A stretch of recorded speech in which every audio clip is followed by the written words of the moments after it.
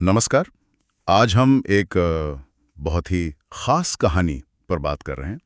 एक ही स्रोत है हमारे पास, शीर्षक है चप्पल से अफसर तक, मनोज की आईएएस कहानी। जी। ये कहानी है मनोज नाम के एक लड़के की। पिता जूते सिलते थे और वो लड़का तमाम मुश्किलों को पार करके आईएएस अफसर बना। तो आज हम इस कहानी की परतों को खोलेंगे, समझने की कोशिश करेंगे कि ये स्रोत हमें क्या सिखाता है, दृढ़ संकल्प के बारे में, कामयाबी के बारे में, वो बातें जो शायद पहली नजर में दिखती नहीं है। बिल्कुल।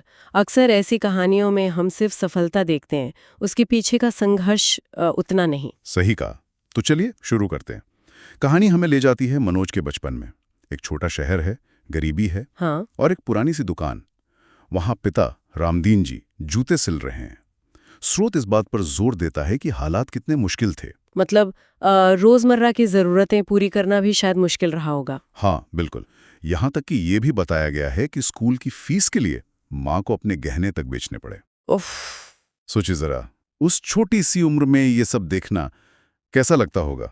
सही बात है। और यहाँ कहानी सिर्फ गरीबी नहीं दिखाती, जैसे इसमें लिखा है मनोज अक्सर दुकान के कोने में पड़ता था। हाँ, या कभी स्ट्रीट लाइट के नीचे। जी। उस स्ट्रीट लाइट वाली बात वो महज एक डिटेल नहीं है, वो एक तरह से ज्ञान की तलाश की पावरफुल इमेज है। हाँ है ना? बिल्कुल। दिखाता है कि बाहरी साधन भले कम हो, लेकिन अंदर की जो लगन है, हाँ, वो कितनी मजबूत हो सकती है। और इसी माहौल में समाज की भूमिका भी आती है। स्रोत में जिक्र है उन कानाफूसियों का। लोग कहते थे, अरे मोची का लड़का है, ये क्या ही कर लेगा। हाँ, ये आम है। ऐसी परिस्थितियों में ये बातें किसी का भी हौसला तोड़ सकती हैं। तो क्या स्रोत बताता है कि मनोज ने इन सब बातों का सामना कैसे किया, मतलब क्या असर हुआ उस पर? हाँ, और यहीं पर ये कहानी एक दिलचस्प मोड़ लेती है। स्रोत के मुताबिक मनोज ने इन बातों को नजरअंदाज नहीं किया। अच्छा। बल्कि उसने इन्हें एक चुनौती की तरह लिया। लेखक का नजरिया ये है कि ये जो नकारात्मकता थी ना, वो उसके लिए फ्यूल बन गई। फ्यूल मतलब? हाँ, मतलब एक प्रेरणा। हाँ। कि अब तो कुछ करके दिखाना है। ये सिर्फ विल रणनीति लगती है।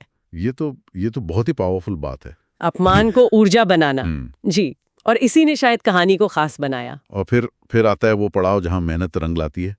कहानी कहती है मनोज ने दिन रात एक कर दिए, और नतीजा पहले ही प्रयास में यूपीएससी यानी भारत की जो सबसे प्रतिष्ठित सिविल सेवा परीक्षा है, वो पास कर ली। पहले ही प्रयास में? हाँ, ये अपने आप में एक बहुत बड़ी उपलब्धि है, खासकर उन परिस्थितियों से आने वाले किसी के लिए। निश्चित रूप से। और स्रोत उस दिन का बड़ा भावुक वर्णन करता है जब रिजल्ट आया। हाँ, मैंने पढ़ा।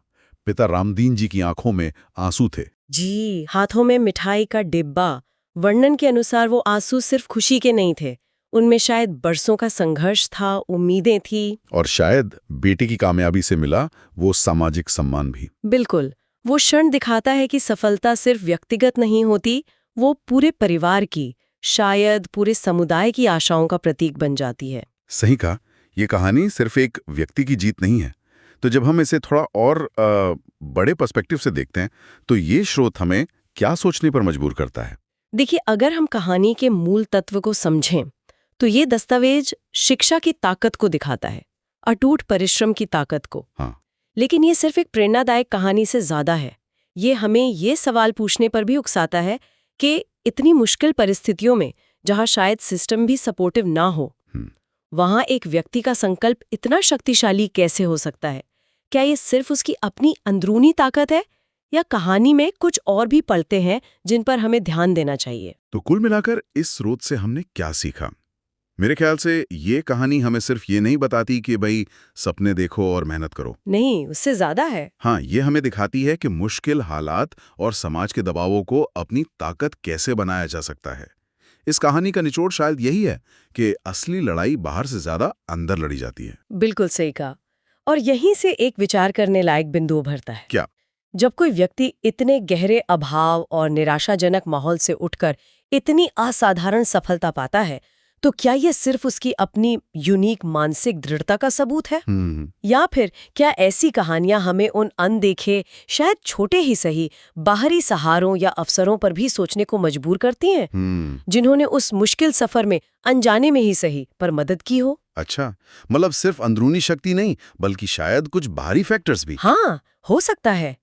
इस पर विचार करना हमें सफलता के इस कॉम्प्लेक्स ताने बाने को शायद बेहतर समझने में मदद कर सकता है।